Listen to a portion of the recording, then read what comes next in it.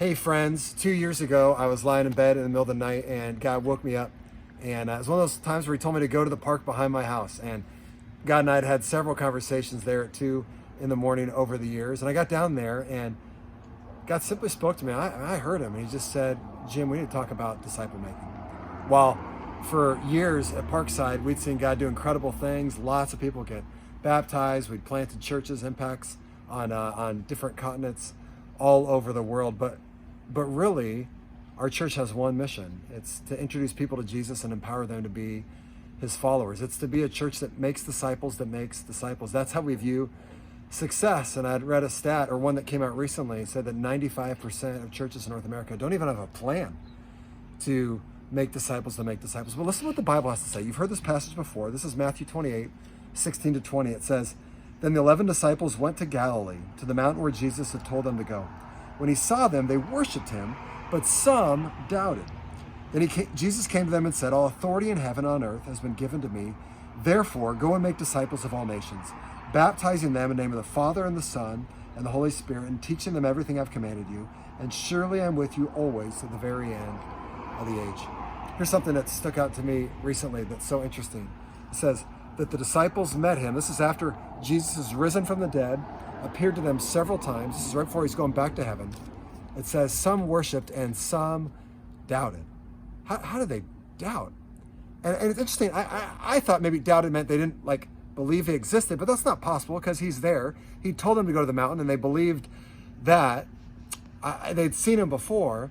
I think it was some doubts within them of these words that he's saying, does this apply to me?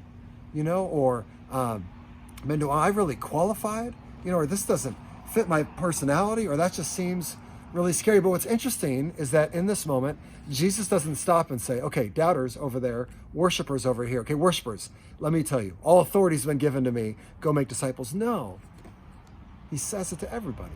And here's what I found is in the last couple of years, especially have talked to people and said, you've got to get trained and empowered to make disciples. No matter who you are, you got to learn how to do this. And so often there are some insecurities. I don't know if that's me. That's out of my comfort zone. But here's what Jesus says.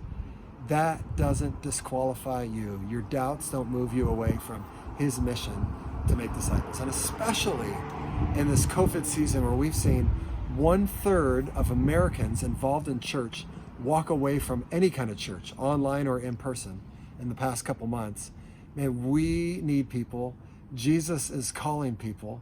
Honestly, you need this for your own faith to be able to go, God, what does it mean for me to be a disciple that makes disciples? And I'm passionate that that's how we view success here at Parkside.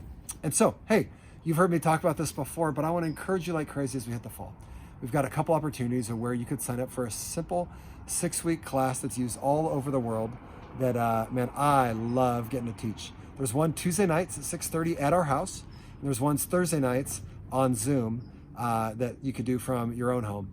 And if you can't do either of those, let me know, and maybe we'll even start a third one. And if this is not a good season, 6 weeks from now, the last week of October, we'll do it all over again. I want to encourage you sometime this fall, preferably sooner, would you sign up? Just text back, Jim, I'm in, and tell me when you can do it. And I know it's a crazy season for people, but I think this is one of the things God's calling to us as individuals and as a church. Hey, I love you, and I will see you soon.